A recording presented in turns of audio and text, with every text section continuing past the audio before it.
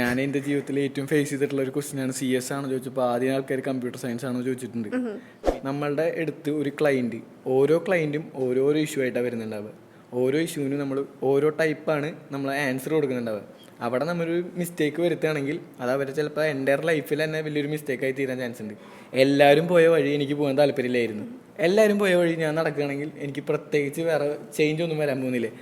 പാരൻസും നല്ല രീതിയിൽ സപ്പോർട്ട് ചെയ്യണം. ഈവൻ എനിക്ക് എൻ്റെ പാരൻസിൻ്റെ അടുത്ത് നല്ലൊരു സപ്പോർട്ട് കിട്ടിയോണ്ടാണ് സയൻസ് നിർത്തുകയാണ് ഇങ്ങോട്ട് പോകാന്ന് പറഞ്ഞപ്പം ചില പാരൻസ് ആണ് സമ്മതിക്കില്ല. നീ ഒരു ഡിഗ്രി എടുത്ത് കഴിഞ്ഞിട്ട് കയ്യിൽ ഡിഗ്രി ഉണ്ടെങ്കിൽ മാത്രം മാറി ചിന്തിച്ചാൽ മതി എന്ന് പറയുന്ന പാരൻസ് വരെ ഉണ്ട്. അപ്പം നമ്മൾ കുറച്ച് ഉഴപ്പണ ടൈമിൽ ഇവർ ഹാർഡ് വർക്ക് ചെയ്യും. അതുകൊണ്ട് ഇവർ പെട്ടെന്ന് പാസ്സാവണ കണ്ടിട്ടുണ്ട്. സയൻസ് ബാക്ക്ഗ്രൗണ്ടിൽ വരുന്നവർ പെട്ടെന്ന് പാസ്സാവണ കണ്ടിട്ടുണ്ട്. ആദ്യം രാഹുൽ തന്നെ പ്രപ്പോസ് ചെയ്തു. ഞാൻ മെസ്സേജ് ചോദിക്കുകയാണ് ചെയ്തത്. അപ്പോൾ പുള്ളിയാണ് പറഞ്ഞത് ഓക്കെയാണ്. അങ്ങനെയാണ് ഉണ്ടായത്.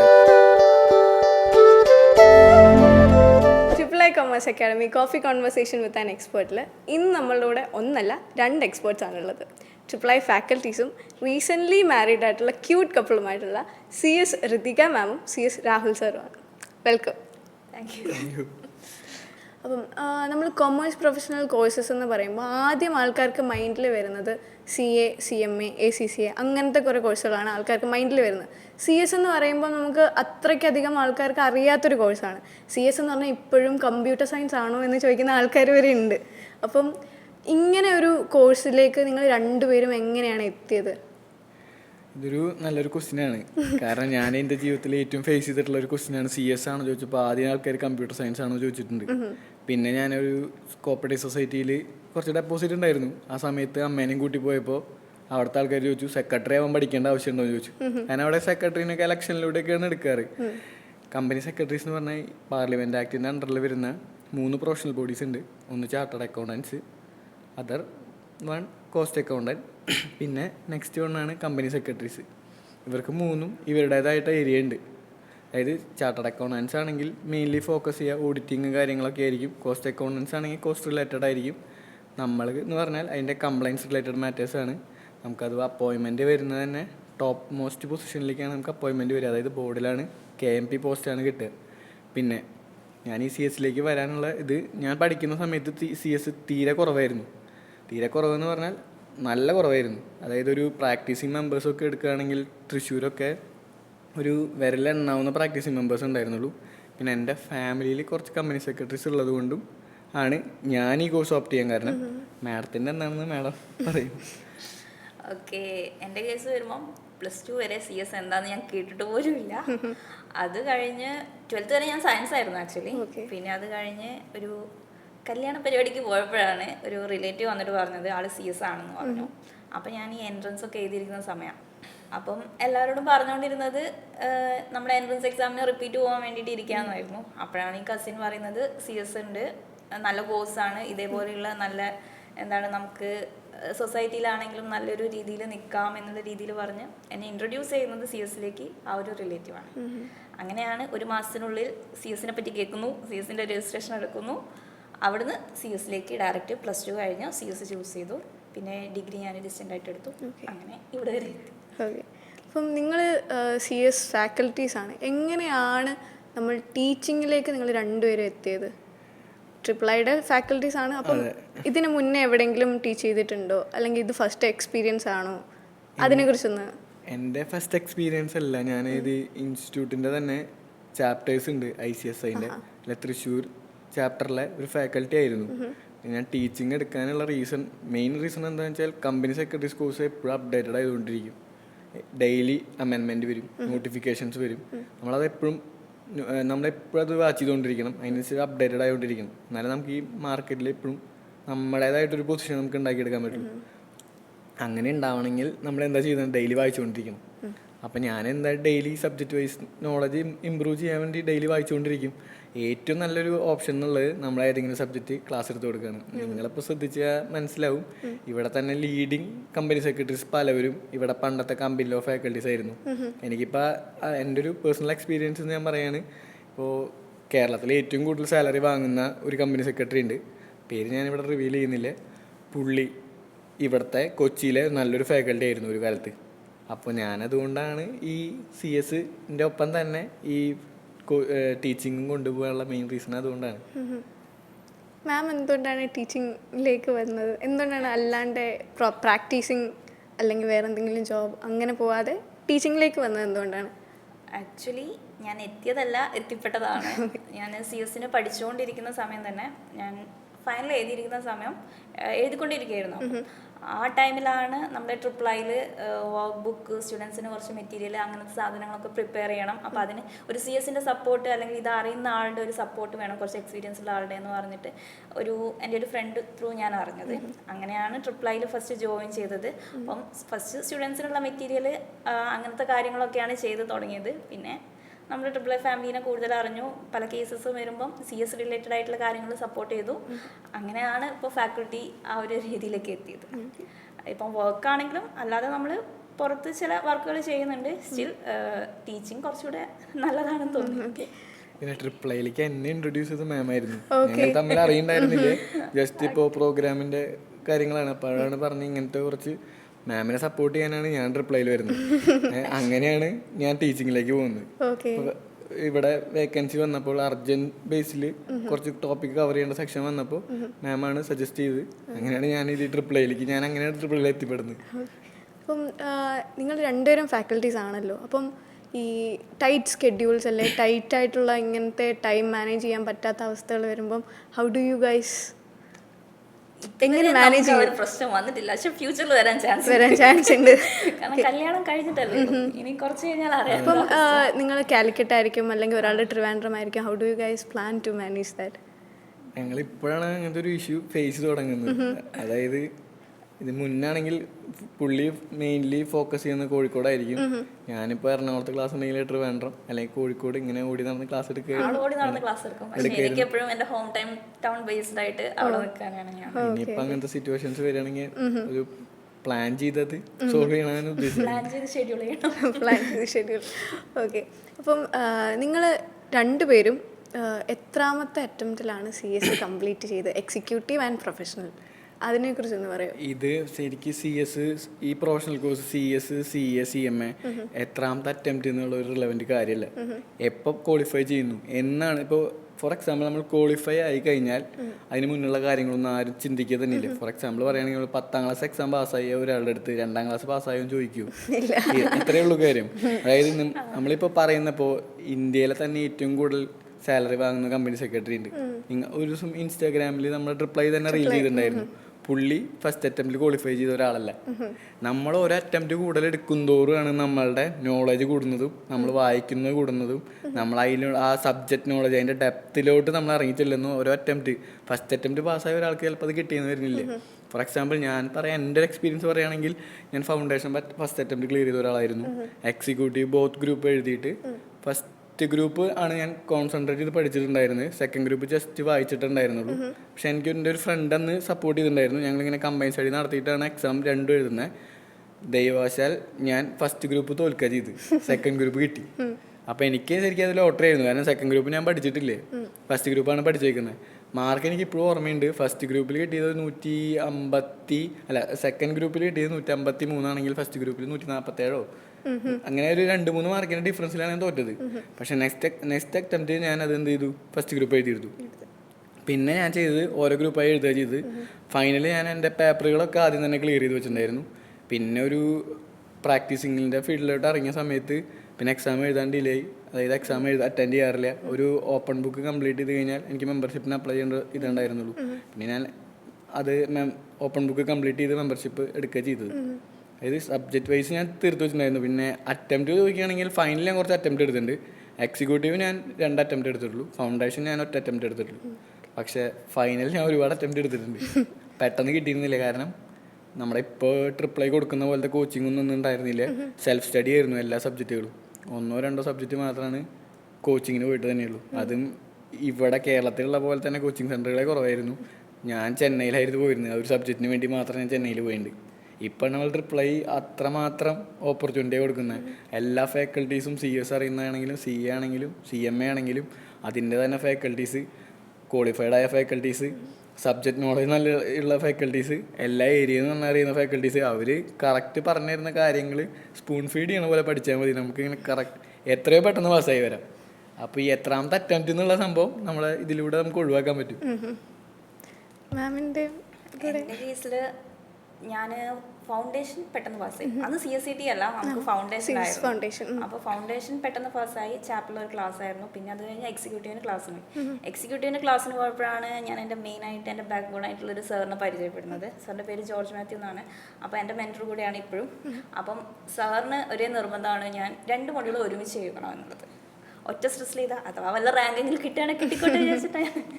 പക്ഷേ റാങ്കൊന്നും കിട്ടിയിട്ടില്ല. അപ്പോൾ സാറിന് നിർബന്ധമായിരുന്നു 2 മൊഡ്യൂൾ ഒരുമിച്ച് എഴുതണം, ഏത് എക്സാം ആണെങ്കിലും ഫുൾ എഴുതണം. അങ്ങനെ ഫസ്റ്റ് അറ്റംപ്റ്റ് എഴുതി, കിട്ടിയില്ല. കാരണം സയൻസ് ആയിരുന്നു. പെട്ടെന്ന് കൊമേഴ്സിലേക്ക് വന്നു. അക്കൗണ്ട്സ് പഠിക്കാനും ടാക്സ് പഠിക്കാനും കുറച്ച് സമയം വേണം. കാരണം അന്ന് ഇതുപോലെ ക്ലാസ് നമുക്ക് അവൈലബിൾ അല്ല. ഒരു ഇൻസ്റ്റിറ്റ്യൂട്ട് നല്ലതുപോലെ നോക്കി കിട്ടാനൊന്നും നമ്മുടെ അവിടെ തീരെ അവൈലബിൾ അല്ല. അപ്പം ഫസ്റ്റ് അറ്റംപ്റ്റും സെക്കൻഡ് അറ്റംപ്റ്റും പോയി. തേർഡ് അറ്റംപ്റ്റിൽ 2 മൊഡ്യൂളും എഴുതി, 2 മൊഡ്യൂളും ഒറ്റയടിക്ക് പാസ്സായി. അപ്പോൾ 2 ബാക്കിൽ പോയത് എനിക്ക് അന്നൊരു ഇഷ്യൂ ആയി തോന്നിയില്ല. കാരണം അന്ന് എല്ലാവരും നമ്മളോട് ചോദിക്കുക ഫുൾ പാസ് അല്ലേ എന്നാണ് ചോദിക്കുക. അന്ന് അധികം ആൾക്കാരും ഇല്ല. അങ്ങനെ എക്സിക്യൂട്ടീവ് ഒരു 3 അറ്റംപ്റ്റ് എടുത്തിട്ടുണ്ട്. പിന്നെ ഫൈനലിലെത്തി. ഫൈനലും അതുപോലെ സാറിൻ്റെ അടുത്ത് തന്നെയായിരുന്നു ഞാൻ ട്രെയിനിങ്ങിന് പോയത്. അപ്പോൾ സാറ് പറഞ്ഞു 9 പേപ്പർ ഉണ്ട്, 9 പേപ്പറും ഒരുമിച്ച് ഒറ്റ സ്ട്രെസ്സിൽ എഴുതണം എന്ന് പറഞ്ഞു. അങ്ങനെ 9 എണ്ണം എഴുതി. പക്ഷേ ഒരു മൊഡ്യൂളാണ് കിട്ടിയത്, 3 എണ്ണം കിട്ടി. പിന്നെ ബാക്കി 2 എണ്ണം ഞാൻ പിന്നെ 2 അറ്റംപ്റ്റ് ആയിട്ട് എഴുതിയെടുത്തതാണ്.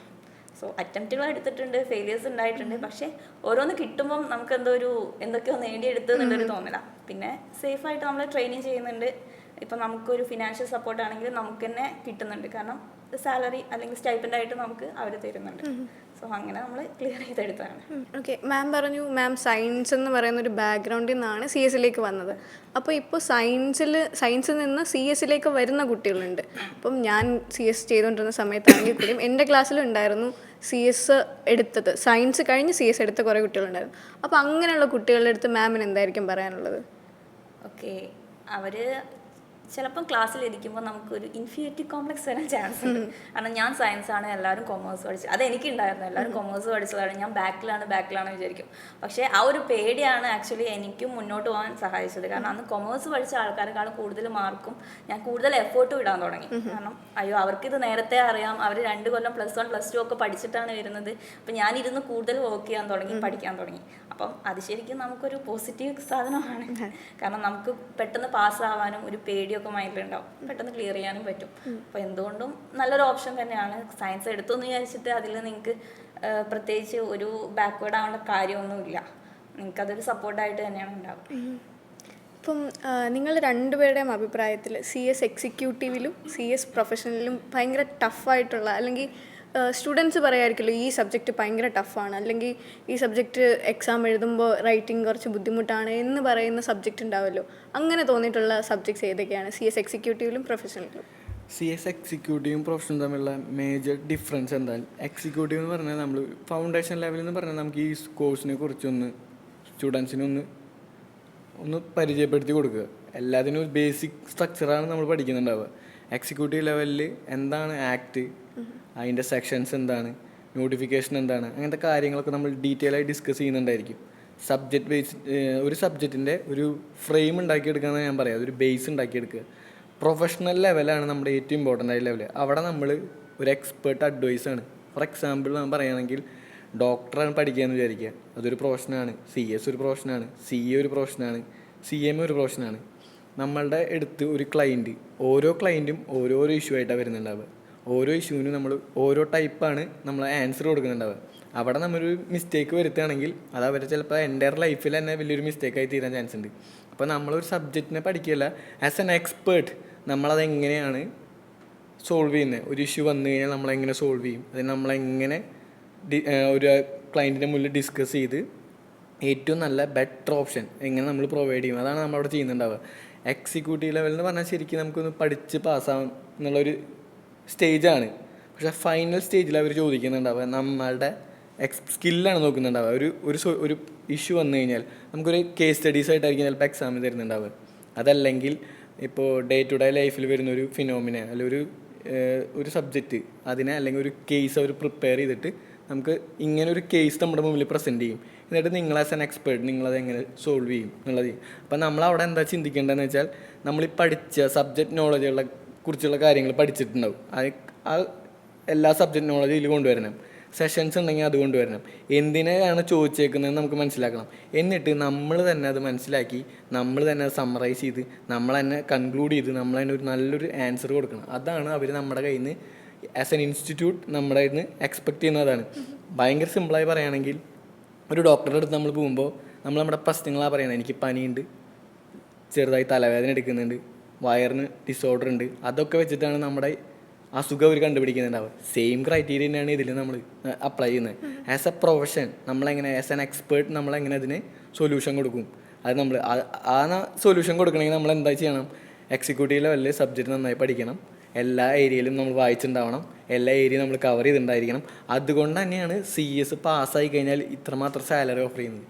CS ഞാൻ ഈ കോഴ്സ് എടുക്കാനുള്ള മെയിൻ റീസൺ എന്താണെന്ന് വെച്ചാൽ ഈ കോഴ്സ് ആർക്കും അറിയില്ല. എല്ലാവരും പോയ വഴി എനിക്ക് പോകാൻ താല്പര്യമില്ലായിരുന്നു. എല്ലാവരും പോയ വഴി ഞാൻ നടക്കുകയാണെങ്കിൽ എനിക്ക് പ്രത്യേകിച്ച് വേറെ ചേഞ്ച് ഒന്നും വരാൻ പോകുന്നില്ല.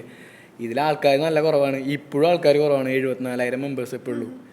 2030 നിർമ്മലാ സീതാറാം പറഞ്ഞേക്കുന്നു 1,30,000 ആക്റ്റീവ് മെമ്പേഴ്സിനെ വേണമെന്ന്. ഇപ്പോൾ 74,000 ആക്റ്റീവ് അല്ല, ആക്റ്റീവ് മെമ്പേഴ്സ് ഒരു 45,000 എടുത്ത് കഷ്ടി ഉണ്ടാവുള്ളൂ. ഇപ്പോൾ കറൻ്റ്ലി 16 ലക്ഷം ആക്റ്റീവ് കമ്പനീസാണ് ഇന്ത്യയിലുള്ളത്. കമ്പനി സെക്രട്ടറീസിന് എല്ലാവരുടെയും ഭയങ്കര അർജൻസിയാണ്.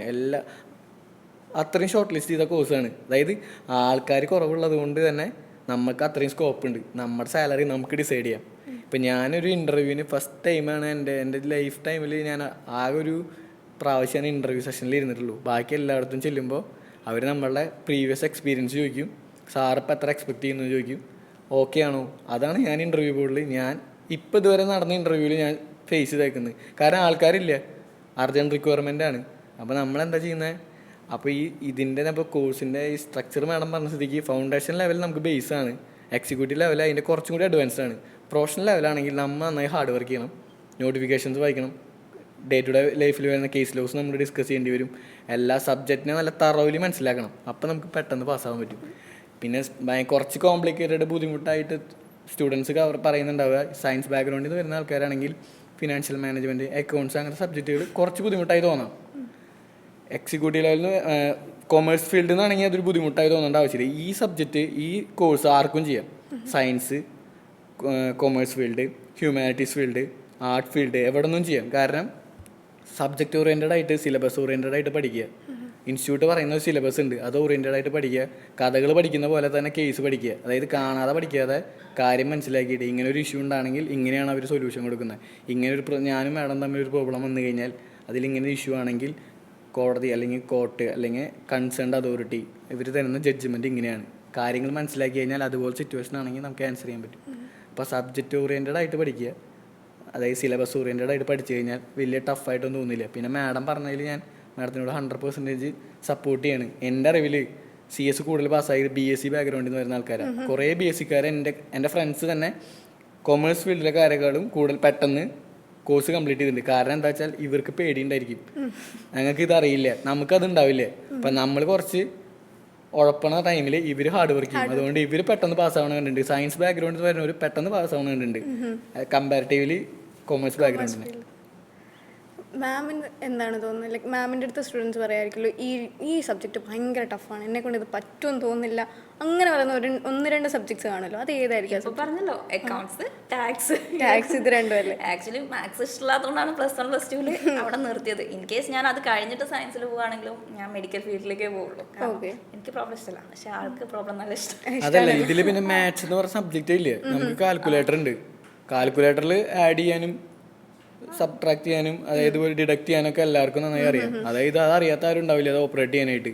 പിന്നെ ഇതിൽ സംഭവം എന്താ പറയുന്നത് വെച്ചാൽ നമ്മൾക്കൊരു കേസ് അവരുടേതായിട്ടൊരു പാറ്റേൺ ഉണ്ട്. ഇന്ന കാര്യങ്ങളാണെങ്കിൽ ആഡ് ചെയ്യണം, ഇത്ര രൂപയാണെങ്കിൽ ഡിഡക്ട് ചെയ്ത് കൊടുക്കാം, അല്ലെങ്കിൽ ഒരു ഫോർമുല ഉണ്ടായിരിക്കും. അത് ജസ്റ്റ് അപ്ലൈ ചെയ്യണമെങ്കിൽ ആ സബ്ജക്റ്റ് നമ്മൾ പഠിക്കണം. സബ്ജക്റ്റ് പഠിക്കുകയാണെങ്കിൽ പിന്നെ മാത്തമാറ്റിക്കലി അറിയാത്തതുകൊണ്ട് സബ്ജക്റ്റ് തോൽക്കാൻ പോകുന്നില്ലേ. എല്ലാത്തിനും അതിൻ്റെ ഇപ്പോൾ ഇൻകം ടാക്സ് ആണെങ്കിൽ ഇൻകം ടാക്സ് ലോ ഉണ്ടായിരിക്കും, ആക്ട് ഉണ്ടായിരിക്കും ഇൻകം ടാക്സ്. FM ആണെങ്കിൽ അതിൻ്റേതായിട്ടുള്ള ഫോർമുലാസ് ഉണ്ടായിരിക്കും. അത് അതിൻ്റെ അപ്ലിക്കേഷൻ പഠിക്കണമെങ്കിൽ നമ്മളത് 1-2 പ്രാവശ്യം ചെയ്ത് നോക്കിയാൽ മതി. അല്ല മാത്സ് ബുദ്ധിമുട്ടാണെന്നില്ല സംഭവമല്ല. പക്ഷേ അക്കൗണ്ട്സ് മാഡം പറഞ്ഞ കറക്റ്റാണ്.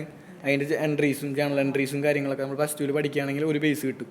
അത് ആ ഒരു പാനിക്കാണ് ഇവരെ പെട്ടെന്ന് പാസ്സാവാൻ ഹെൽപ്പ് ചെയ്യുന്നത്. പിന്നെ നമുക്ക് മാത്സ് ഇഷ്ടമുള്ള ആൾക്ക് കുറച്ചുകൂടെ എളുപ്പമായിരിക്കും. പക്ഷെ മാത്സ് ഇഷ്ടമുള്ള അധികം സി ആണ് ചൂസ് ചെയ്യുക. ഞാൻ അതുകൊണ്ട് സി എ ചൂസ് ചെയ്തില്ല. മാത്സ് വലിയ താല്പര്യമില്ല. പക്ഷെ എനിക്ക് തിയറി ഇഷ്ടമാണ്. എക്സാം പേപ്പർ കിട്ടിയിട്ടുണ്ടെങ്കിൽ ഒരു ക്വസ്റ്റ്യൻ കിട്ടിയിട്ടുണ്ടെങ്കിൽ ഞാൻ എങ്ങനെയെങ്കിലും കഥയാണെങ്കിലും ഞാൻ എഴുതി വെക്കും. അതുകൊണ്ട് കൂടി ആണ് സി എസ് ചൂസ് ചെയ്തത്. പിന്നെ ഒരു പേപ്പർ 2 പേപ്പറൊക്കെ നമുക്ക് അക്കൗണ്ട്സ്, ഒരു അക്കൗണ്ടിങ് പേപ്പറും പിന്നെ ഒരു ടാക്സ് പേപ്പറും വരുന്നുണ്ട്. ചെറിയൊരു എഫേർട്ട് അതിൽ എക്സ്ട്രാ ഇട്ടിട്ടുണ്ടെങ്കിൽ നമുക്ക് ക്ലിയർ ആവാം. ഓക്കെ. അപ്പം നിങ്ങൾ രണ്ടുപേരും പ്രൊഫഷണലി കമ്പനി സെക്രട്ടറീസ് ആണ്. അപ്പം എന്തെങ്കിലുമൊക്കെ ഡൗട്ട്സ് വരുമായിരിക്കുമല്ലോ. ഇപ്പം ചില സബ്ജക്ട്സിലോ അല്ലെങ്കിൽ ചില മേഖലയിൽ നിങ്ങൾക്ക് ഡൗട്ട് വരുമ്പോൾ നിങ്ങൾ അങ്ങോട്ടും ഇങ്ങോട്ടും ചോദിച്ച് ക്ലിയർ ആക്കാൻ അങ്ങനെയൊക്കെ ചെയ്യാറുണ്ടോ? എന്തായാലും ചെയ്യാറുണ്ട്. കാരണം നമുക്ക് ഇൻസ്റ്റിറ്റ്യൂട്ടിന് തന്നെ ഗ്രൂപ്പുകൾ ഉണ്ടായിരിക്കും. ഫാക്കൽറ്റീസിൻ്റെ ഗ്രൂപ്പ് പോലെ തന്നെ മെമ്പേഴ്സിൻ്റെ ഗ്രൂപ്പ് ഉണ്ടായിരിക്കും. പല എക്സ്പീരിയൻസ് നമ്മുടെ ഡേ ടു ഡേ ലൈഫിൽ പല ഡൗട്ടുകളും നമുക്ക് വരാം. ചിലപ്പോൾ ആക്ട് അല്ലേ, റൂൾ നോട്ടിഫിക്കേഷൻ ഒക്കെ ചിലപ്പോൾ വായിക്കുമ്പോൾ ഞാൻ ഇൻ്റർപ്രറ്റ് ചെയ്ത പോലെ ആയിരിക്കില്ല മാം ഇൻ്റർപ്രറ്റ് ചെയ്തിട്ടുണ്ടാവുക.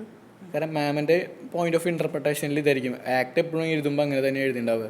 കാരണം ഒരു നോർമൽ മാന് പെട്ടെന്ന് വായിച്ചാൽ മനസ്സിലാവില്ല. കോംപ്ലിക്കേറ്റഡ് ആക്കുന്നതോടാണ് നമുക്ക് അവിടെ സ്കോപ്പ് കൂടുന്നത്. ഓക്കെ. അപ്പം നിങ്ങൾ ഇങ്ങനെ ഇരുന്ന് ഡിസ്കസ് ചെയ്യുമോ? ലൈക്ക് ഇപ്പോൾ ഇങ്ങനെ ഒരു സാധനം വന്നിട്ടുണ്ട്, ഡിസ്കസ് ചെയ്യാറുണ്ട്. ലൈക്ക് ഇങ്ങനെയാണോ എങ്ങനെയാണ് എന്നുള്ളൊരു അത് ഓഫ് കോഴ്സ് ഡിസ്കസ് ചെയ്യും. കാരണം സി എസിൽ ഒരു മെയിൻ കാര്യം എന്ന് പറയുന്നത് എക്സ്പീരിയൻസ് ആണ്. ഓരോ കേസും നമ്മൾ എങ്ങനെ എടുത്ത് സോൾവ് ചെയ്യുന്നു അത് വെച്ചിട്ട് നമുക്ക് ഒരു അടുത്ത ഒരാൾക്ക് അഡ്വൈസ് ചെയ്യാൻ പറ്റുള്ളൂ. അപ്പോൾ ഒരു പുതിയ കേസ് വന്നിട്ടുണ്ടെങ്കിൽ എന്തായാലും നമ്മൾ നോളജ് ഷെയർ ചെയ്യണം. അതല്ലെങ്കിൽ പിന്നെ നമ്മളോട് ആരെങ്കിലും ചോദിക്കുമ്പോൾ നമ്മൾ അപ്ഡേറ്റഡ് ആയിരിക്കില്ല. ഡെയിലി അമെൻമെന്റ് വന്നുകൊണ്ടിരിക്കുന്ന ഒരു സാധനമാണ് ഈ കമ്പനി ലോ എന്ന് പറയുന്നത്. അപ്പം അതും അറിയണം. അപ്പം നമ്മൾ എന്തായാലും ഡിസ്കസ് ചെയ്യും. പിന്നെ എന്തെങ്കിലും പുതിയ കേസ് കമ്പനി റിലേറ്റഡ് ആണെങ്കിൽ ഫസ്റ്റ് വിളിക്കുക, ചിലപ്പോൾ ആളെ തന്നെ ആയിരിക്കും. അത് കഴിഞ്ഞിട്ട് ബാക്കി ഫ്രണ്ട്സിനോടൊക്കെ ചോദിക്കും. ഇപ്പം എനിക്കറിയാത്ത കേസാണെങ്കിൽ ഞാൻ എൻ്റെ ഗുരുനാഥക്കന്മാരെ വിളിക്കും, അല്ലെങ്കിൽ എൻ്റെ ഫ്രണ്ട്സിനെ വിളിക്കും, അല്ലെങ്കിൽ എന്നെ ഈ ഫീൽഡിലേക്ക് കൊണ്ടുവന്ന ആൾക്കാരുണ്ട്, അവരോടൊക്കെ ഡിസ്കസ് ചെയ്യും. അപ്പോൾ നമ്മൾ ഈ കമ്പനി സെക്രട്ടറീസ് എന്ന് പറഞ്ഞ കോഴ്സ് പഠിച്ചു കഴിഞ്ഞാൽ ഇതിന് ഭയങ്കര ബ്രോഡർ കോഴ്സാണ്. അതിൻ്റെ ഓപ്പർച്യൂണിറ്റി ഭയങ്കര കൂടുതലാണ്. നമ്മൾ ചെറിയൊരു ഏരിയയിലല്ല നമുക്ക് ഡീൽ ചെയ്യാൻ പറ്റും. നമുക്ക് പല ഏരിയകളിൽ പല രീതിയിൽ ഡീൽ ചെയ്യാം. നമുക്കിപ്പോൾ ചെറിയൊരു പൊസിഷനിലിരുന്ന് നമുക്ക് ആ ഒരു പൊസിഷൻ എൻജോയ് ചെയ്ത് പോകണമെങ്കിൽ അങ്ങനെ ചെയ്യാം.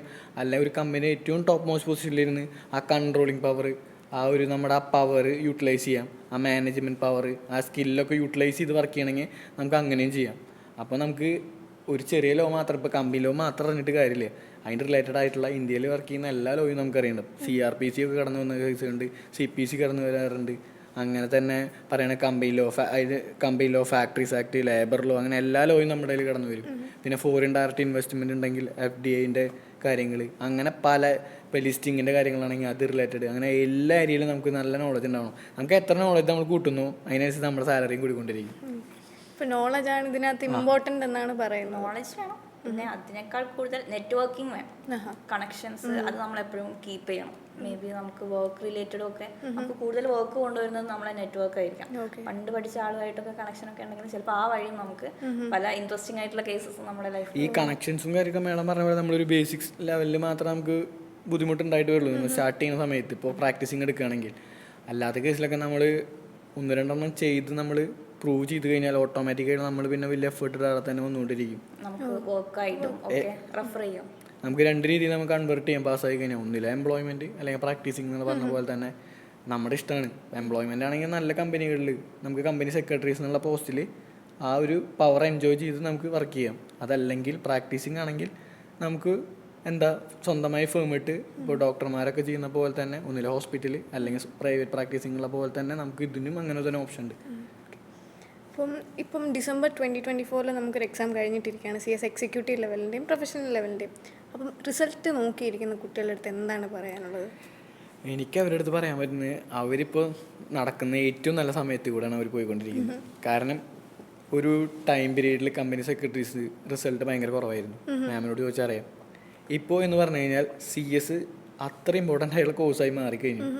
അതായത് ഇപ്പോൾ ലേറ്റസ്റ്റ് നോട്ടിഫിക്കേഷൻ പ്രകാരം പല ROC അണ്ടറിലും കമ്പനി സെക്രട്ടറീസിനെ അപ്പോയിൻറ്റ് ചെയ്തിട്ടില്ല എന്ന് പറഞ്ഞിട്ട് നല്ല ലക്ഷങ്ങളാണ് പെനാൽറ്റി ആയിട്ട് കമ്പനികൾക്ക് വരുന്നത്. അപ്പോൾ കമ്പനി സെക്രട്ടറി ഇല്ലാതെ ഒരു കമ്പനിക്ക് ഫംഗ്ഷൻ ചെയ്യാന്ന് പറഞ്ഞാൽ ചിന്തിക്കാൻ പറ്റാത്ത കാര്യമാണ്. അപ്പോൾ അത്രയും നല്ല സ്കോപ്പുള്ള സമയമാണ്. പിന്നെ മാർക്കറ്റ് സ്റ്റഡി നടത്തുകയെന്ന് പറയില്ലേ, ഒരു ടൈം പീരീഡിൽ മാർക്കറ്റ് സ്റ്റഡിയിൽ നമ്മുടെ CS റിസൾട്ട്, അതായത് കമ്പനി സെക്രട്ടറീസ് അറൗണ്ട് അവർക്ക് ആവശ്യമുള്ളത് അറ്റൈൻ ചെയ്ത സമയത്ത് റിസൾട്ട് അത്ര വലിയ രീതിയിൽ മൂവി ഉണ്ടായിരുന്നില്ലേ. ഇപ്പം എന്താ സംഭവം എന്ന് വെച്ചാൽ 74,000 മെമ്പേഴ്സാണ് ഇപ്പോഴത്തെ ലേറ്റസ്റ്റ് ലിസ്റ്റ് പ്രകാരം മാർക്കറ്റിലുള്ളത്. അതിലൊരു 28,000 മെമ്പേഴ്സ് 26,000 അടുത്ത് പ്രാക്ടീസിങ് ആയിരിക്കും. ബാക്കിയുള്ള 48,000 മെമ്പേഴ്സാണ് എംപ്ലോയ്മെൻറ്റ് ഫീൽഡായിട്ട് എടുത്തിട്ടുള്ളത്. ഈ എംപ്ലോയ്മെൻറ്റ് ഫീൽഡിലെ 48,000-ൽ CA ക്വാളിഫൈഡ് ചെയ്ത ആൾക്കാരുണ്ടാവും, CS same time CS ഉള്ളതുണ്ടായിരിക്കാം, CS അല്ലെങ്കിൽ CMA ഉള്ളതുണ്ടായിരിക്കാം, LLB അല്ലെങ്കിൽ CS ഉള്ളതുണ്ടായിരിക്കാം. നോർത്തിലൊക്കെ നോക്കുകയാണെങ്കിൽ ഒരു 20% ആൾക്കാർ അങ്ങനെ തന്നെയാണ്. പിന്നെ ആ ഒരു 20% ആൾക്കാരെ കുറച്ച് കഴിഞ്ഞാൽ ഒരു അറൗണ്ട് 45,000 മെമ്പേഴ്സാണ് ഇപ്പോൾ മാർക്കറ്റിലുള്ളത്. ആക്റ്റീവ് മെമ്പേഴ്സ് എന്ന് പറഞ്ഞാൽ 45,000 താഴെയുള്ളത്. ഞാൻ കുറച്ച് നേരത്തെ പറഞ്ഞു 2023 ഫയൽ ചെയ്ത് ഒരു 16 ലക്ഷം കമ്പനീസാണ് ആക്റ്റീവ് ഫയലിംഗ് സ്റ്റാറ്റസ് ഉള്ളത്. നിങ്ങൾക്ക് നോക്കുക യൂട്യൂബിലോ അല്ലെങ്കിൽ നമ്മുടെ സൈറ്റിലൊക്കെ നോക്കിയാൽ കാണാൻ പറ്റും. അപ്പോൾ നമുക്ക് അർജൻറ്റായിട്ട് മെമ്പേഴ്സിനെ വേണം. 2030 ആകുമ്പോഴേക്കും 1,30,000 മെമ്പേഴ്സിന് വേണം. അതിന് പല റീസൺസ് ഉണ്ട്. ഇപ്പോൾ 2027 ആകുമ്പോഴേക്കും NBFCസിൻ്റെ ഒക്കെ ലിമിറ്റ് കൂട്ടാനുണ്ട്. അതായത് നെറ്റ് ഓൺ ഫണ്ട് കൂട്ടുന്ന ഒരു ക്രൈറ്റീരിയ വരുന്നുണ്ട്. നെറ്റ് ഓൺ ഫണ്ട് കൂട്ടുന്നതിനനുസരിച്ച് പേഡപ്പ് ക്യാപിറ്റൽ ഓട്ടോമാറ്റിക്കായി കൂടും. അപ്പോൾ കമ്പനി സെക്രട്ടറി റിക്വയർമെൻറ്റ് അതും വരും. പല രീതിയിൽ കമ്പനി സെക്രട്ടറീസ് മാർക്കറ്റിൽ അർജൻറ്റായിട്ട് വേണം. അപ്പോൾ എന്താണെന്ന് വെച്ചാൽ നമ്മുടെ ഇൻസ്റ്റിറ്റ്യൂട്ട് ഈ ഒരു പീരീഡിൽ റിസൾട്ട് നന്നായി കൂട്ടും. നല്ല ചാൻസ് പെർസെൻറ്റേജ് പാസ്സാവാനുള്ള ചാൻസ് നല്ല കൂടുതലാണ്. അപ്പോൾ നമ്മൾ ഈ ടൈമിൽ വർക്കൗട്ട് ചെയ്യുകയാണെങ്കിൽ, നല്ല രീതിയിൽ വർക്ക് ചെയ്യുകയാണെങ്കിൽ, സിലബസ് ഓറിയൻറ്റഡ് ആയിട്ട് പഠിക്കുകയാണെങ്കിൽ നമുക്ക് ഈ ഇപ്പോൾ വരുന്ന സ്റ്റുഡൻസിനോട് പറയാനുള്ളത് ഭയങ്കര എഫേർട്ട് ഇടാതെ പെട്ടെന്ന് പാസ്സാവാൻ പറ്റും. ഞങ്ങളൊക്കെ നല്ല എഫേർട്ട് ഇട്ടിട്ടുണ്ട്. കാരണം പാസ്സാവാൻ പറ്റാത്ത സമയത്ത്, അത്രയും റിസൾട്ട് കുറവുള്ള സമയത്ത്, 10% താഴെ റിസൾട്ടുള്ള സമയത്ത് ഞാനൊക്കെ ചില സബ്ജക്റ്റ് പാസ്സായിട്ട് തോറ്റിട്ടുള്ളതാണ്. അതായത് ഡ്യൂ ഡെലിജൻസ് ആൻഡ് എത്തിക്സ് എന്ന് പറഞ്ഞ സബ്ജക്റ്റ് ഉണ്ടായിരുന്നു. എനിക്ക് 97 മാർക്ക്, 98 മാർക്ക്, 99 മാർക്ക് കിട്ടിയിട്ടുണ്ട്. 100 മാർക്ക് കിട്ടി ഞാൻ പാസ്സാവും. 1 മാർക്ക്, 2 മാർക്ക്, 3 മാർക്കിനൊക്കെ ഞാൻ തോറ്റിട്ടുണ്ട്. അത്ര എഫേർട്ട് എനിക്ക് ആ സബ്ജക്റ്റ് എഴുതിയ സമയത്ത് എനിക്ക് അത്ര വിഷമമായിട്ടുണ്ട്. കാരണം ഇനി പഠിക്കാനൊന്നുമില്ലേ, അത്ര പഠിച്ചിട്ടും പാസ്സാവണില്ലേ. കാരണം ആ സമയത്ത് നല്ല ടൈറ്റ് ആയിരുന്നു കോഴ്സ്. ഒരിക്കലും CS ഓവർ സപ്ലൈ വരില്ലേ. ഇത്ര കാലമായിട്ട് വന്നിട്ടില്ലേ, ഇനി വരില്ലേ. അതായത് ഓവർ സപ്ലൈ ഈ കോഴ്സ് വരുന്നത് നിങ്ങൾ ആരും ചിന്തിക്കേണ്ട. കാരണം മാർക്കറ്റിൽ അതിൻ്റെ അവൈലബിലിറ്റി ഉള്ളതിനനുസരിച്ചാണ് റിസൾട്ടും വരിക, ആൾക്കാരും ഇതാവുക. അതുകൊണ്ട് തന്നെ ഞാൻ പറയാണ്, നല്ല അവൈലബിലിറ്റി ഉണ്ട്, അത്യാവശ്യം മെമ്പേഴ്സിന് ആവശ്യമുണ്ട്. നന്നായി ഹാർഡ് വർക്ക് ചെയ്ത് പഠിക്കുകയാണെങ്കിൽ നമുക്ക് നല്ല പൊസിഷനിൽ നല്ല സാലറി വാങ്ങി ഇത്രയും ഒരു 2-3 കൊല്ലത്തിനുള്ളിൽ മാർക്കറ്റിൽ തന്നെ കാണാം. മാമിന് എന്താണ് പറയാനുള്ളത്? ഇപ്പം CS വരാൻ പ്ലാൻ ചെയ്ത് നിൽക്കുന്ന കുറേ കുട്ടികളുണ്ടായിരിക്കുമല്ലോ, അല്ലെ CS എന്താണെന്ന് അറിയില്ല, പക്ഷേ ഇങ്ങനൊരു കോഴ്സ് ഉണ്ട്, അത് ചെയ്താൽ കൊള്ളായിരിക്കും, എങ്ങനെയാണ് എന്താണ് ചെയ്യേണ്ടതെന്ന് അറിയില്ല, അങ്ങനെയുള്ള കുറേ കുട്ടികളുണ്ടാവുമല്ലോ. ഇപ്പോൾ +2 കഴിഞ്ഞിട്ടായാലും അല്ലെങ്കിൽ ഇപ്പോൾ ഗ്രാജുവേഷൻ കഴിഞ്ഞിട്ടാണെങ്കിലും ഇനി എന്ത് ചെയ്യണമെന്ന് അറിയാൻ നിൽക്കുന്ന കുറേ കുട്ടികളുണ്ടാവും. അവരുടെ അടുത്ത് മാമിന് എന്താണ് പറയാനുള്ളത്? ഫസ്റ്റ് അവരെന്നെ കോഴ്സിനെ പറ്റിയിട്ട് ഒന്ന് നല്ലപോലെ മനസ്സിലാക്കണം. കാരണം പല ആൾക്കാരും സാലറി മാത്രം നോക്കിയിട്ട് വരുന്ന ആൾക്കാരുണ്ടാവും. പിന്നെ ക്ലാസ് കയറി ക്ലാസ് തുടങ്ങി കഴിഞ്ഞിട്ടുണ്ടെങ്കിലാണ് അവർ മനസ്സിലാക്കുക ചിലപ്പം ഇതായിരിക്കില്ല എൻ്റെ ഇൻട്രസ്റ്റ്, എനിക്ക് മാത്സ് ആയിരിക്കും ഇഷ്ടം, അതല്ലെങ്കിൽ എനിക്ക് വേറെ രീതിയിൽ പോകാനായിരിക്കും ഇഷ്ടം. അപ്പോൾ കോഴ്സിനെ പറ്റിയിട്ട് നന്നായിട്ടൊരു റിസർച്ച് നടത്തുക. എന്നിട്ട് നിങ്ങൾക്ക് കൺസിസ്റ്റൻ്റ് ആയിട്ട് നല്ലൊരു എഫേർട്ട് ഇടാൻ പറ്റണം. അല്ലാതെ ഈ കോഴ്സിലേക്ക് ചേർന്നു എന്ന് വിചാരിച്ച് നിങ്ങൾ അവിടെ പാസ്സാകും എന്നുള്ള ഉറപ്പല്ല നമ്മൾ തരുന്നത്.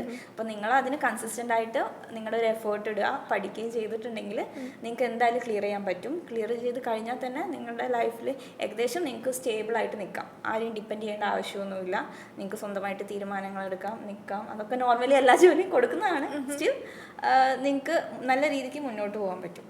പിന്നെ പഠിക്കുന്ന സമയത്ത് എക്സാം എഴുതുന്ന സമയത്ത് ചിലപ്പം ഫെയിലിയേഴ്സൊക്കെ ഉണ്ടാവും. പക്ഷെ അവിടെയൊന്നും ബാക്കായിട്ട് പോകരുത്. ഇപ്പോൾ CS ഒരു പ്രാവശ്യം തോൽക്കുന്നതൊക്കെ വളരെ നോർമലാണ്. തോറ്റാലേ നമ്മൾ പഠിക്കുള്ളൂ, അത് വേറെ കാര്യം. അപ്പം എന്നാലും നമ്മൾ മുന്നോട്ട് തന്നെ പോകാൻ ശ്രമിക്കുക. അതൊക്കെ തന്നെയാണ് പറയുന്നത്. പിന്നെ മാം ഇപ്പോൾ പറഞ്ഞു ഇപ്പം തോക്കുന്നതൊരു വളരെ നോർമൽ കാര്യമാണ് CS പറയുന്നു. അപ്പോൾ ഇത് അണ്ടർസ്റ്റാൻഡ് ചെയ്യാത്ത പേരൻസ് ഉണ്ടാവും. അതായത് ഈ കുട്ടികളുടെ സ്ട്രെസ് ലെവൽ അല്ലെങ്കിൽ എത്രത്തോളം ഹാർഡ് വർക്ക് ചെയ്തിട്ടും പാസ്സാവുന്നില്ല എന്നുള്ളൊരു സിറ്റുവേഷൻ വരുമ്പം നമ്മളുടെ പേരൻസ് തന്നെ ഇത് നിന്നെ കൊണ്ട് പറ്റില്ലായിരിക്കും, അല്ലെങ്കിൽ നീ കോഴ്സ് ഡ്രോപ്പ് ചെയ്യും, അല്ലെങ്കിൽ നിന്നെ കൊണ്ട് നടക്കുന്ന കാര്യമില്ല എന്ന് പറയുന്ന പേരൻസ് ഉണ്ടാവും. അങ്ങനെയുള്ള പേരൻസിനോട് മാമിന് എന്താണ് പറയാനുള്ളത്? അങ്ങനെയുള്ള പാരൻസിനോട് പറയാനുള്ളത്, ഇതൊരു നോർമൽ ഡിഗ്രി അല്ലെങ്കിൽ BCom കോഴ്സ് അല്ല. CS എന്ന് പറഞ്ഞിട്ടുണ്ടെങ്കിൽ ഒരു പ്രൊഫഷണൽ കോഴ്സാണ്. CS പാസ്സായി കഴിഞ്ഞിട്ടുണ്ടെങ്കിൽ തന്നെ നിങ്ങൾക്ക് ഡയറക്റ്റായിട്ട് എന്താണ് PhD ആ ഒരു ലെവലിലേക്കൊക്കെ പോകാൻ പറ്റുന്നതാണ്. അപ്പോൾ അതിൻ്റേതായ ബുദ്ധിമുട്ടുകളും എഫേർട്ടുകളും ഒക്കെ ഈ ഒരു കോഴ്സിന് കൊടുക്കേണ്ടി വരും. സോ സിമ്പിളായിട്ട് പാസ്സാകാൻ പറ്റുന്നതാണെങ്കിൽ മാർക്കറ്റിൽ ഇത്രയും റിക്വയർമെൻറ്റ് ഉണ്ടാവില്ലല്ലോ. അപ്പം ഒരിക്കലും അങ്ങനെ കാണരുത്. ഈവൻ പാരൻസും നല്ല രീതിയിൽ സപ്പോർട്ട് ചെയ്യണം. ഈവൻ എനിക്ക് എൻ്റെ പാരൻസിൻ്റെ അടുത്ത് നല്ലൊരു സപ്പോർട്ട് കിട്ടിയോണ്ടാണ് സയൻസ് നിർത്തുകയാണ് ഇങ്ങോട്ട് പോകാന്ന് പറഞ്ഞപ്പം ചില പാരൻസ് ആണ് സമ്മതിക്കില്ല. നീ ഒരു ഡിഗ്രി എടുത്ത് കഴിഞ്ഞിട്ട് കയ്യിൽ ഡിഗ്രി ഉണ്ടെങ്കിൽ മാത്രം മാറി ചിന്തിച്ചാൽ മതി എന്ന് പറയുന്ന പാരൻസ് വരെ ഉണ്ട്. അപ്പം നമ്മൾ പാരൻസിനും നമ്മുടെ മേലൊരു കോൺഫിഡൻസ് വേണം. അവരുടെ സപ്പോർട്ടും കൂടെ ഉണ്ടെങ്കിലും നിങ്ങൾക്ക് ക്ലിയർ ചെയ്ത് പോകാൻ പറ്റും. ലക്ക് എന്ന് പറയുന്നത് ഇതിനകത്തൊരു ഇമ്പോർട്ടൻറ്റ് ഫാക്ടർ ആണെന്ന് പറയുന്നത് കേട്ടിട്ടുണ്ട്. അത് സത്യമാണല്ലോ? ഇമ്പോർട്ടൻറ്റ് ഒരു ഫാക്ടർ ആണോ? അത് ഞാൻ പറയട്ടെ, ലക്ക് എല്ലാ കേസിലും ലക്ക് ഉണ്ടായിരിക്കും. ഫോർ എക്സാമ്പിൾ ഇപ്പോൾ നമ്മൾ പറയുകയാണെങ്കിൽ, ഏറ്റവും നല്ല എക്സാമ്പിൾ പറയുകയാണെങ്കിൽ, ഞാനിപ്പോൾ ഒരു സബ്ജക്റ്റ് പഠിക്കുകയാണ്, ഞാൻ പഠിച്ച കാര്യങ്ങൾ മാത്രം ക്വസ്റ്റ്യൻ ചോദിക്കുകയാണെങ്കിൽ അതൊരു ലക്കാണ് അല്ലേ? അതായത് പല ആൾക്കാരും അങ്ങനെ പാസ്സായിട്ടുണ്ട്. ലക്കിന്റെ ബേസിൽ പാസ്സായ ആൾക്കാർ ഞാൻ എവിടെ എത്തി കണ്ടിട്ടില്ല. ഈ ഫീൽഡിൽ CS എത്തി കണ്ടിട്ടില്ല. മാഡം പറഞ്ഞ പോലെ എൻ്റെ കുറേ കൂട്ടുകാരന്മാർ ഫസ്റ്റ് അറ്റംപ്റ്റിൽ ക്ലിയർ ചെയ്ത ആൾക്കാരുണ്ട്. ഫസ്റ്റ് അറ്റംപ്റ്റിൽ ക്ലിയർ ചെയ്ത ആളെക്കാളും നന്നായി പെർഫോം ചെയ്ത് അവൻ്റെ ട്രിപ്പിൾ സാലറി വാങ്ങിയിട്ടിരിക്കുന്നത് 6ാമത്തെ അറ്റംപ്റ്റിൽ ക്ലിയർ ചെയ്ത ആളാണ്. അതായത് 6ാമത്തെ അറ്റംപ്റ്റിൽ ക്ലിയർ ചെയ്യുന്നവൻ അത് നന്നായി പഠിച്ചിട്ടുണ്ടാവും. ലക്ക് എന്ന് പറഞ്ഞാൽ ഇത്രയേ ഉള്ളൂ. ഇതിൻ്റെ ലക്ക് ഞാൻ പറഞ്ഞുതരാം.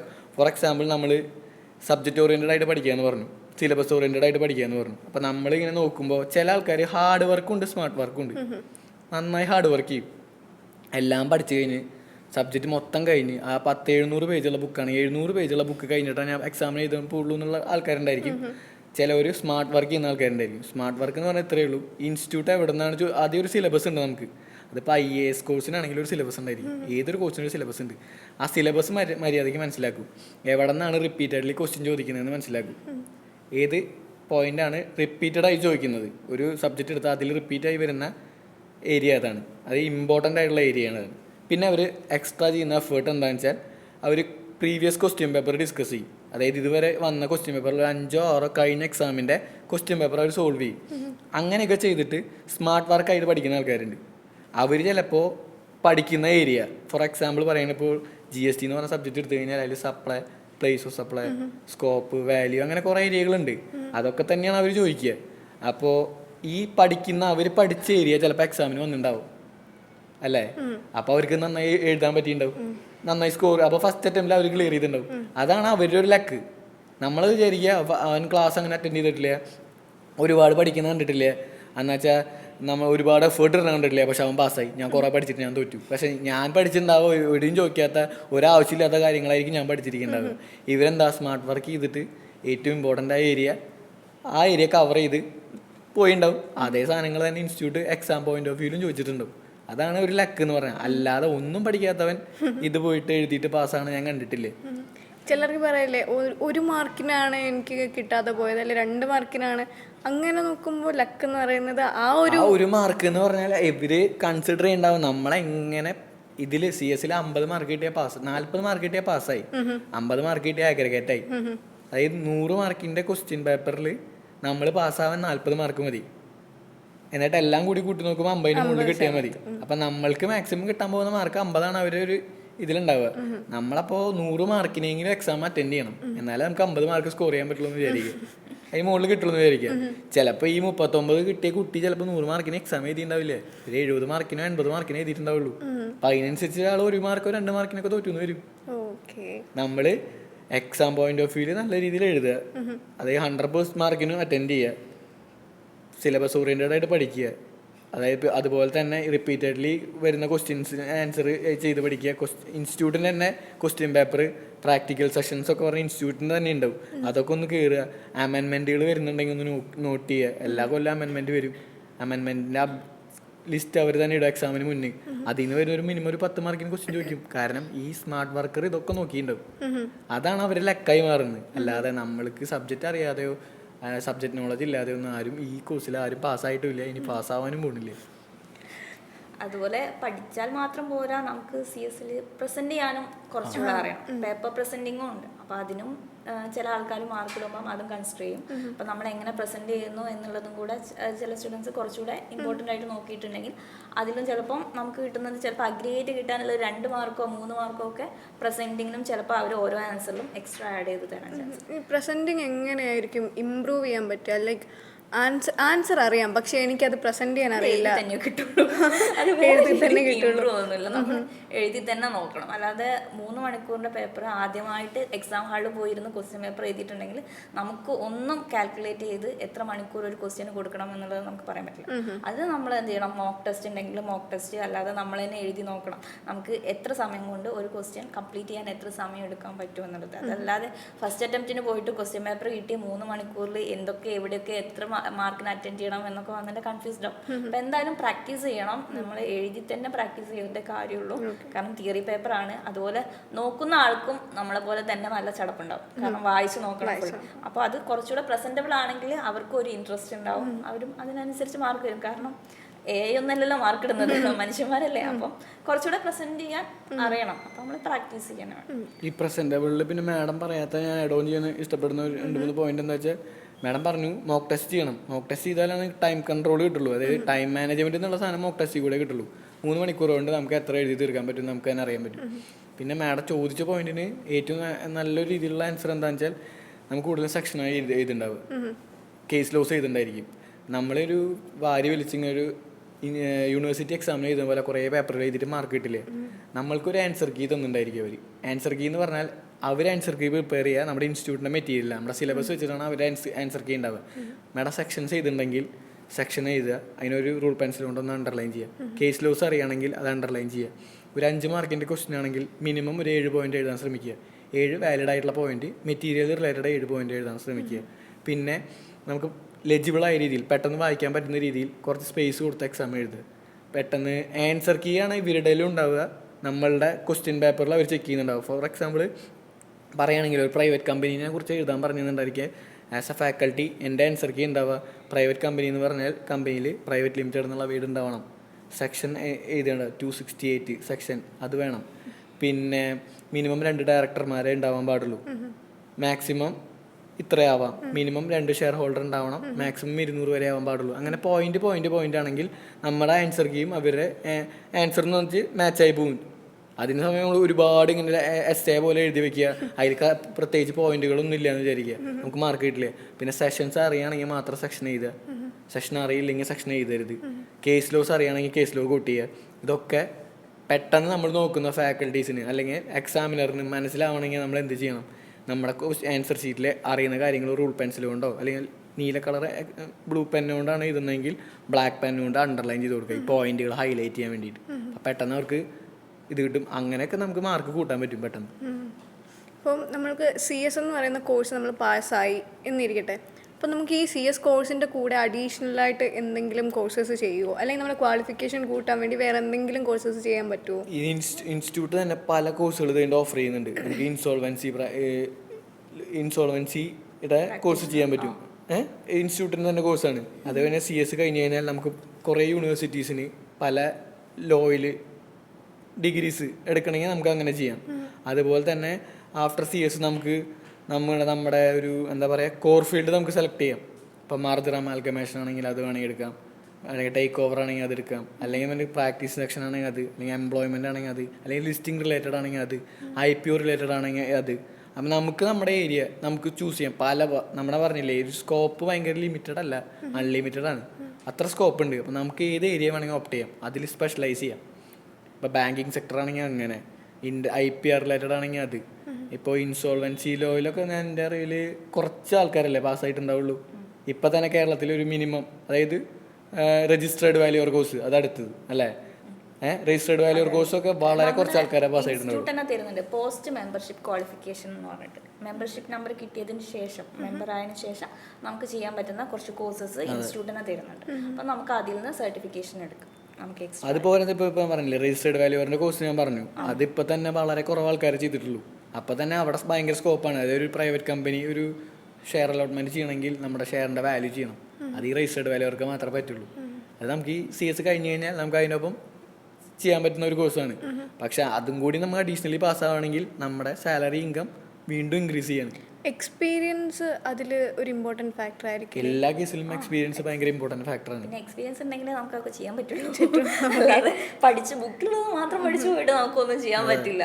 ചെയ്ത് ചെയ്ത് ശരിയാവുള്ളൂ. വർക്കാണെങ്കിൽ ഇപ്പം നമുക്ക് ട്രെയിനിങ് സെക്ഷൻ വെച്ചത് എന്തുകൊണ്ടാണ് 24 മാസം എന്ന് പറഞ്ഞിട്ട് ട്രെയിനിങ് ഉണ്ട്. അതെന്തുകൊണ്ടാണ്? നമ്മൾ പോയി ഒരാളുടെ അണ്ടറിൽ ഇരുന്ന് ചെയ്ത് പഠിച്ചാലേ നമുക്ക് ക്വാളിഫൈ ആയതിനു ശേഷം വർക്ക് ചെയ്യാൻ പറ്റുള്ളൂ. അതെ, അതായത് നമ്മൾ ഒരു പെട്ടെന്ന് എക്സാമ്പിൾ പറയുന്ന ഒരു പ്രൈവറ്റ് കമ്പനി അല്ലെങ്കിൽ ഒരു കമ്പനി ഇൻകോർപ്പറേഷനാണ്. ഒരു ക്ലയൻറ്റ് വരുന്നതെന്ന് വെച്ചാൽ നമ്മൾ ബുക്കിൽ പഠിക്കുന്ന കാര്യങ്ങളൊക്കെ ഒന്നും നമുക്ക് അവിടെ അപ്ലിക്കബിലിറ്റി ഇല്ല. നമുക്ക് വെറുതെ എന്തോ കാണാതെ എന്തോ ഒരു ഇമേജ് നമ്മൾ ഉണ്ടാക്കിയെടുത്തേക്കാണ്. നമ്മളവിടെ ഒരു ക്ലയൻറ്റ് നമ്മുടെ മുമ്പിൽ വന്നിരിക്കും, അവരുമായി ഡീൽ ചെയ്യും, അവരിൽ നിന്ന് ഡാറ്റ വാങ്ങും, കൺസേൺഡ് അതോറിറ്റികൾക്ക് നമ്മൾ ഫയലിംഗ് നടത്തും, എൻക്വയറി അല്ലെങ്കിൽ കൊറീസ് ഉണ്ടെങ്കിൽ നമ്മൾ അതിന് റിപ്ലൈ കൊടുക്കും. അങ്ങനെ തന്നെ നമുക്ക് പഠിക്കാൻ പറ്റുള്ളൂ. 24 മാസം ട്രെയിനിങ് എന്ന് പറഞ്ഞാൽ അത്ര ഇമ്പോർട്ടൻ്റ് ആണ്. ട്രെയിനിങ് ഒരാളും സ്കിപ്പ് ചെയ്യാൻ പാടില്ലേ. കാരണം നമ്മൾ അവിടെ പോയിരുന്ന് എക്സ്പീരിയൻസ് ചെയ്യുന്നുണ്ട്. ചില സിറ്റുവേഷനിൽ നമുക്ക് ഡീൽ ചെയ്യാനുള്ളത് കമ്പനിയിലുള്ള ആൾക്കാരെയാണ്. അപ്പോൾ ആൾക്കാരെ ഡീൽ ചെയ്യാനും നമുക്കൊരു എക്സ്പീരിയൻസ് വേണ്ടേ. അപ്പോൾ ഇതൊക്കെ നമുക്ക് കിട്ടണമെങ്കിൽ ഈ ഒരു ട്രെയിനിങ് ടൈമിൽ മാത്രമേ കിട്ടുള്ളൂ. അത് നമ്മൾ ഒരാളുടെ അണ്ടറിൽ ഇരിക്കുമ്പോൾ അവരെങ്ങനെയാണ് ഓരോ കാര്യങ്ങൾ നോക്കി കാണുന്നത്, എങ്ങനെയാണ് ഓരോന്നിനും സൊല്യൂഷൻ കൊടുക്കുന്നത്, പിന്നെ അതുപോലെ എന്തെങ്കിലും കേസ് വന്നിട്ടുണ്ടെങ്കിൽ അതിനുള്ള സൊല്യൂഷൻസ്. അപ്പോൾ ഇതൊക്കെ വേണമെങ്കിൽ നമുക്ക് എക്സ്പീരിയൻസ് അല്ലെങ്കിൽ ട്രെയിനിങ് നിർബന്ധമാണ്. ആഫ്റ്റർ പാസിംഗ് നമുക്ക് അപ്പോയിൻമെന്റ് വരുന്ന ബോർഡിലോട്ടാണ്. ഈ ബോർഡാണ് ഒരു കമ്പനിയുടെ എല്ലാ കാര്യങ്ങളും തീരുമാനിക്കുന്നത്. ബോർഡ് ഓഫ് ഡയറക്ടേഴ്സ് എന്ന് പറഞ്ഞാൽ നമുക്ക് CFO ഉണ്ടായിരിക്കാം, CEO ഉണ്ടായിരിക്കാം, മാനേജിംഗ് ഡയറക്ടർ ഉണ്ടായിരിക്കാം, എക്സിക്യൂട്ടീവ് ഡയറക്ടർ ഉണ്ടായിരിക്കാം. അതുപോലെ ഒരു ഇമ്പോർട്ടൻറ്റ് പോസ്റ്റാണ് KMP ആയിട്ടുള്ളൊരു പോസ്റ്റാണ് കമ്പനി സെക്രട്ടറി. നമ്മൾ സ്റ്റേക്ക് ഹോൾഡർ, അതായത് ഷെയർ ഹോൾഡറിൻ്റെയും കമ്പനിയുടെയും ഒരു ഇൻ്റർമീഡിയേറ്ററിയാണ്. നമ്മൾ അവർക്ക് കൺസേൺഡ് അതോറിറ്റീസ്, അതായത് ഫോർ എക്സാമ്പിൾ പറയുകയാണെങ്കിൽ നമ്മളെന്താ ഷെയർ ഹോൾഡേഴ്സിന് അവർക്ക് പ്രോപ്പറായി ഇൻഫോർമേഷൻ കൊടുക്കണം കമ്പനി റിലേറ്റഡ് ആയിട്ടുള്ളത്.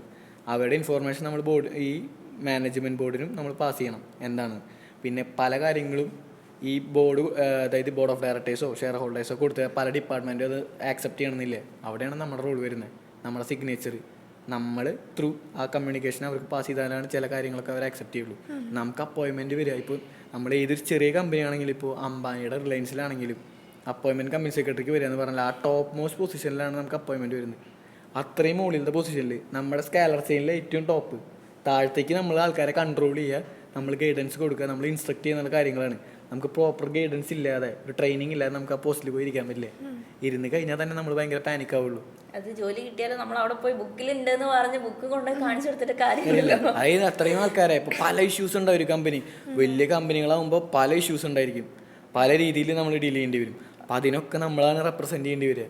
നമ്മളുടെ സ്ട്രെസ് എന്ന് പറഞ്ഞാൽ നമ്മൾ അത് തലയിലേറ്റി നമുക്ക് ഭയങ്കര സ്ട്രെസ് അല്ല. നമ്മൾ ആ പ്രീഡിറ്റർമിൻ ടൈമിനുള്ളത് കംപ്ലീറ്റ് ചെയ്യണം.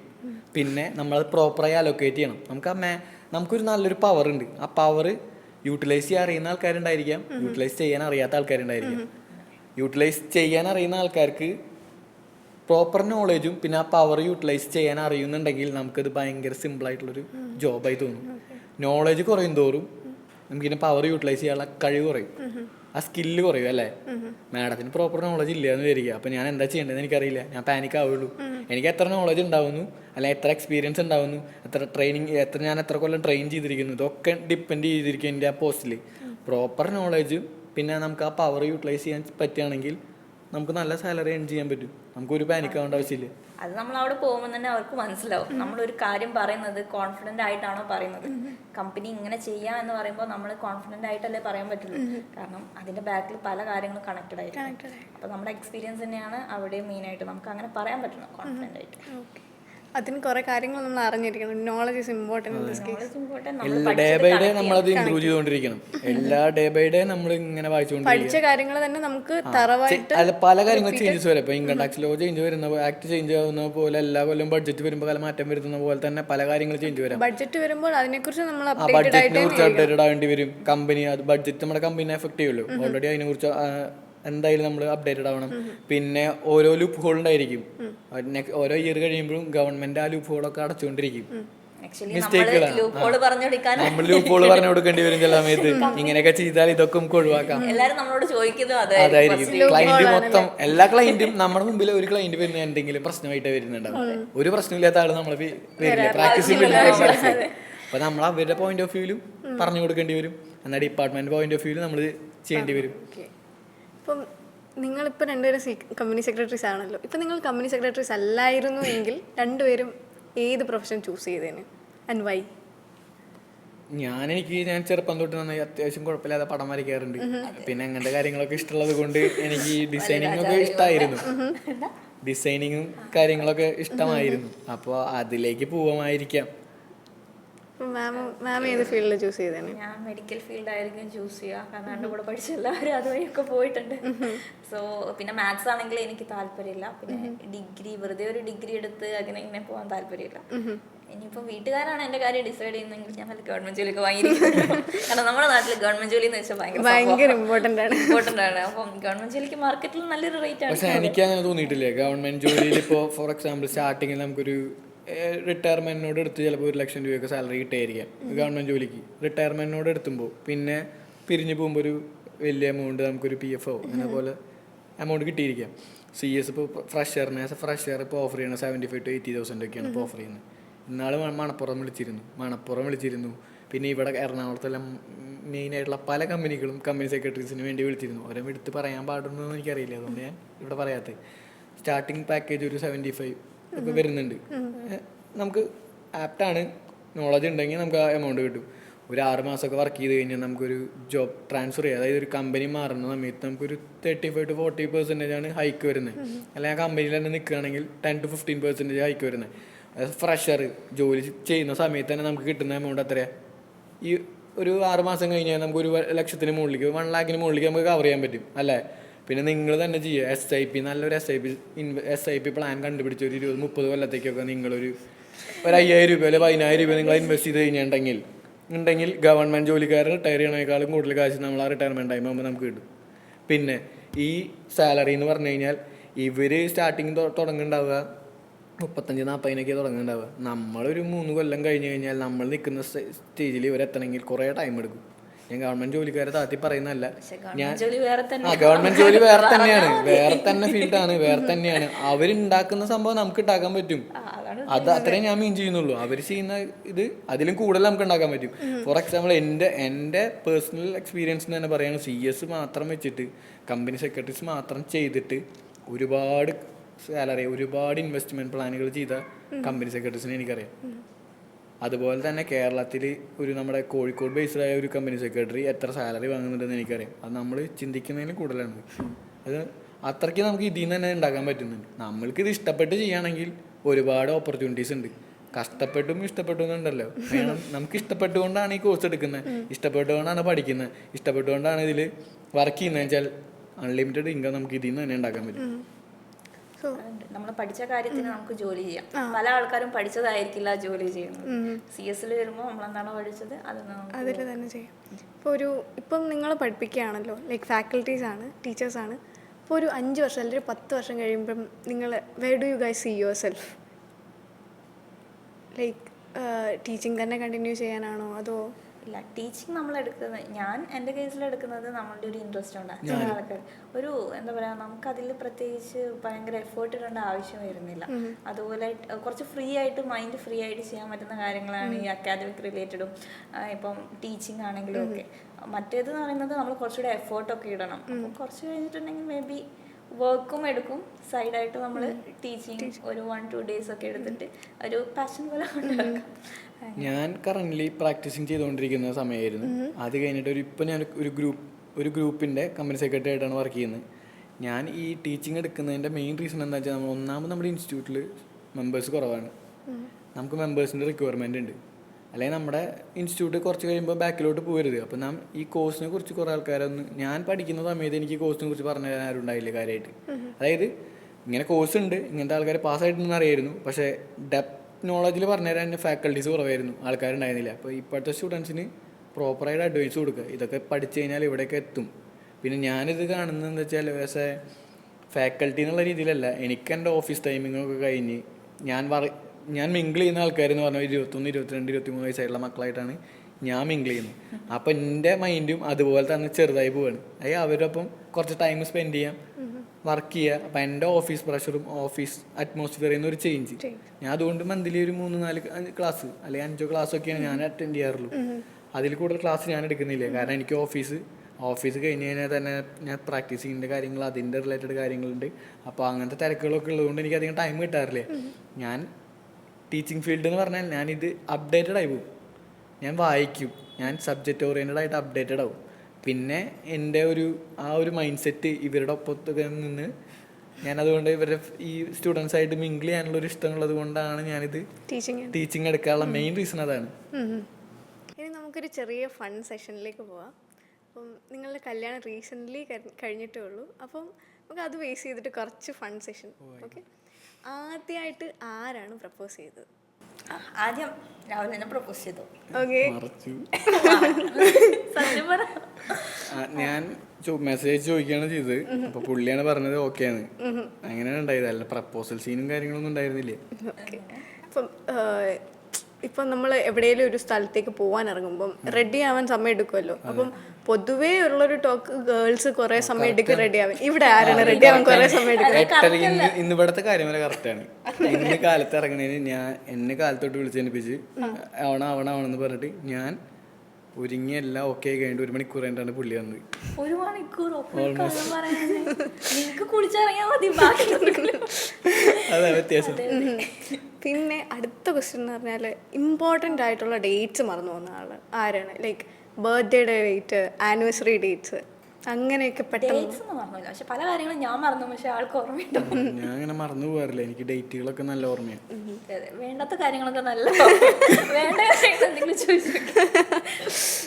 അങ്ങനെ മറന്നുപോല് കുറവാണ്. ട്രിപ്പിൾ ഐ ഫാമിലിയിൽ നിന്ന് ഇവർക്ക് വേണ്ടിയിട്ട് ചെറിയൊരു ഗിഫ്റ്റ് നമ്മൾ ഇന്ന് കൊടുക്കുന്നുണ്ട്. Thank you. പൊളിക്കട്ടെ? പൊളിച്ചു വേണ്ട. അപ്പോൾ ഇത്രയും നേരം നമുക്ക് വേണ്ടി ഒരുപാട് വാല്യുബിൾ ഇൻഫർമേഷൻസ് നമ്മുടെ CS രാഹുൽ സാറും CS ഋതിക മാമും നമുക്ക് തന്നു. വളരെ താങ്ക് യു. അപ്പോൾ നമുക്കിനി വീണ്ടും കാണാം മറ്റൊരു എക്സ്പേർട്ടുമായിട്ട്.